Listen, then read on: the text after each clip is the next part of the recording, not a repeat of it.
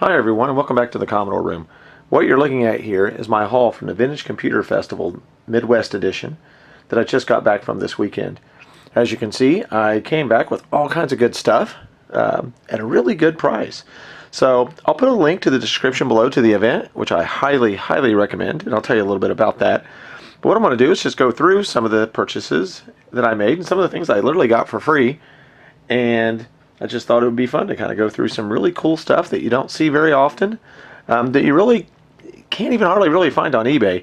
Not a big fan of eBay. It's overpriced and people are just hard to deal with and whatnot. So I really like going to meetups. That's a lot better. It's a lot more personal, and there's some really great people there. So I'm going to go through just a few of the purchases here. Thought it would be a fun diversion from what we normally do on the channel. But let's check out some of these neat things. So what you see here is a small library of Commodore 64 games that I got off of a guy. And some of these are in almost perfect condition. I have some of these games, but certainly the boxes aren't as good and the discs don't look quite as good. Especially some of the SSI games. There's some really cool ones in there that are just in near mint condition. This collection of games I paid $50 for. I know for a fact, because I bought one on eBay about a year ago, that just one of these games can go for about $30 to $40. So this is a much better deal. Here we have an Hearsay 1000, which I have seen but never actually owned, so I've got one of those.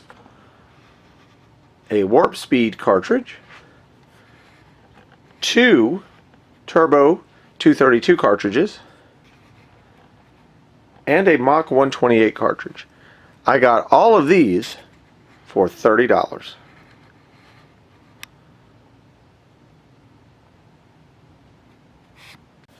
Here are 3 games that I got: Super Bowl Sunday, Micro League Baseball, and a Mach 5 cartridge for the 64. So I paid about $33 in total for these 3. It's getting a little bit expensive, I know, but you know, these were in boxes and in good shape, and Commodore 64 games in the box are getting harder and harder to find. So it's a little bit more than I would have liked to have spent, but I actually got a pretty good deal, I think. Here we have a collection of productivity software. Productivity software is not real popular with collectors nowadays, but I kind of like it. It shows you that those systems could do a lot more than just play video games. And so this is Commodore 64 and Commodore 128 productivity software. I got this entire collection here for about $9. I definitely have a soft spot for native 128 software. You don't see a lot of it, and of course a lot of it is generally productivity type software. But I did find this collection here, GEOS 128 version 2, which is pretty cool, complete in the box, along with GeoFile, GeoCalc, and GeoWrite, which is cool, and then 2 games, which are actually for the Commodore 128 in native mode. The Great War, which I have not fired up yet, and then Bureaucracy from Infocom. So this is pretty cool. Don't find a lot of this, and these are in just really great condition. Some of these are still wrapped in the cellophane, although they have been opened. So I got all of these for about $30. Fans of the channel will know that I've got a lot of Commodore disk drives. I found these at the show. $15 each here, $20 each for these. I'm told they all work. I've not tried, didn't power them up or anything. But I'm a sucker for them, and it's hard for me to pass them up knowing that I can refurbish them and improve them quite a bit.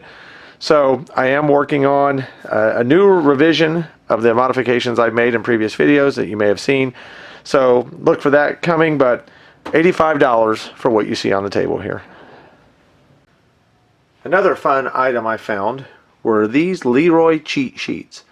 So basically these were little overlays that went over the keyboard on the Commodore 64 and the Commodore 128. I happened to get 3 for the 128 for different software programs. So here, and I'll zoom in so you can kind of see what it says. This is one for Microsoft Multiplan, which evidently was published or distributed by Epix, which is kind of interesting. So these are laminated so that they last really long. These are in really great shape. They're not creased or bent up. And they go for the 128. So this is Superscript 128 and Superbase 128. So kind of neat. And I didn't give anything for these. They were given to me. Fans of the channel will know that I like original discs, and a lot of times these discs have deteriorated. You can't read them anymore. On occasion, I have been able to blast the image back on with the disk drive that I made, so I don't have to notch it or anything. So I can put the original image back on, sometimes even with the copy protection intact, which is kind of fun. What you see here is just a bunch of original discs. Some of them are, Lodestar or Ahoy or whatever. So this collection of discs here is about 35 of them. I gave 20 bucks for it. So at the Vintage Computer Festival Midwest and at some other meetups that I've been at, there's this concept of the free pile. The free pile is basically if you have some things that you don't want or you just want to give away, you can put them on the free pile and people are free to take them. All the books that you see here were on the free pile at the show this past weekend. And if you've watched the channel, you know that I'm a big fan of Commodore books. There was just hundreds and hundreds of books, and there's just some really great stuff in there. And sometimes it's just fun to read, what was said about the 64 and just how they approached technology back in those days. So I'm a big fan of the books. And of course, the Abacus books, I was a real fan of those as well. I'm working on my complete collection. So all of these books that you see here were in the free pile, and I got them for free. And then, of course, going back to the free table again, another collection of books. So this book here by Jim Butterfield, an excellent book. I've got a couple copies of this, and now I got another one, courtesy of the free table. And then this book right here is one of actually the first books I read when I was probably in 7th or 8th grade. So a friend of mine had this. I got the book, read it all, and handed it back to him. So to actually have a copy of this in really nice condition was a pretty good find. So again, all these books, free. So it was a good weekend for books. I did buy these 3 at the top, and this guy here, these other ones were on the free table. So I'm working on a complete collection of every book for the Commodore made by Compute, and of course, Abacus software there. So about $33 total for these 4 books, which is a little bit more than I really wanted to spend, but again, it was really a great deal, hard to complain. So for what you see here, I paid a total of $33. Again, from the free pile, I got 4 copies of Lodestar. Knew these existed. I'd heard of Lodestar, of course, back in the day, but had never actually seen them in the packages before. You can see here the little opening where you could hang it on a peg in a store. These just didn't exist when I was a kid anywhere, and so I thought it was really cool to find these on the free table, and of course I had to have those. So here you'll recognize the Commodore 1581 disk drive, which was their 3.5-inch disk drive. Very popular drive, very cool, very quick, easy to work on, and fairly reliable. This one here, I actually paid $150. This was my most expensive purchase of the whole weekend. But I couldn't pass it up if it worked great. I've refurbished a number of these, made some good upgrades to them and whatnot, so I thought this would be a good candidate to that. And there's always somebody that's going to want one of these. So my plan for this is to take this, fix it up, and sell it at another meetup at some point in the future. So what you see here was another item from the free pile, which is pretty cool. Obviously it's Commodore 64, except it's missing some stuff. But the case is in good shape. Obviously the keyboard is.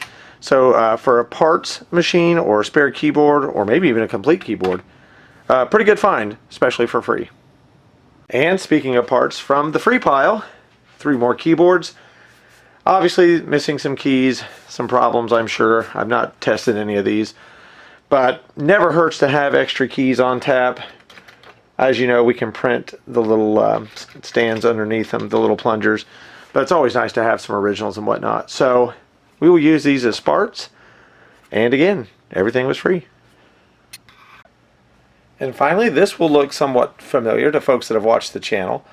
This is a power supply for a Commodore 64 or Commodore 128. It came with 2 pigtails, if you will, that'll go to the 64 or the 128. And I paid about $80 for this. Sometimes people ask me why I would bother buying a power supply rather than just make one. Really a couple reasons. One, I want to support the community. I like people that do good work. I want to support them. And it just saves me a lot of time. I think this is a great design. I love seeing the amperage and the voltage. As you guys know from previous videos, seeing the amperage is a great way to determine if there's something just fundamentally wrong with the machine if it climbs higher than it should. We've seen that before, and I just like it, and so I wanted another one. I'll put the link in the description below to the new brick, folks, and if you're into the Commodore scene at all, definitely don't use the stock power supplies if you can avoid it. These things here are lighter. They are certainly cooler, run a lot cooler, and it's good to support the community. I recommend you use one of these. And that pretty much wraps up everything that I've got Commodore related this past weekend. You're going to see some things down here that are not Commodore related, and I'm not going to lie, I do have other things I like to play with, although the Commodores are my favorite. Some of these items came from the free table, such as that Coleco Atom right there. I don't know the condition, I suspect it's broken. And then actually even over there in the blue case you see there's an Apple II GS. I always wanted an Apple II GS, and I was able to get one for about 150 bucks, and so I thought, why not? Let's give it a shot. So again, in summary, it's a great event. Certainly recommend everyone go. I know I talked about the free table quite a bit because there was a lot of Commodore stuff there this year. I also donated quite a bit to the free table, several monitors, computers, routers, and some other stuff that I had laying around that I really didn't need. And so it's always nice to find good things on there that you can make use out of. And then of course, if I see something that's cool, I'm happy to buy it. So I hope you've enjoyed hanging out in the Commodore room today and learning kind of some of the fun stuff that we were able to do this past weekend. And I hope you come hang out in the Commodore room again real soon.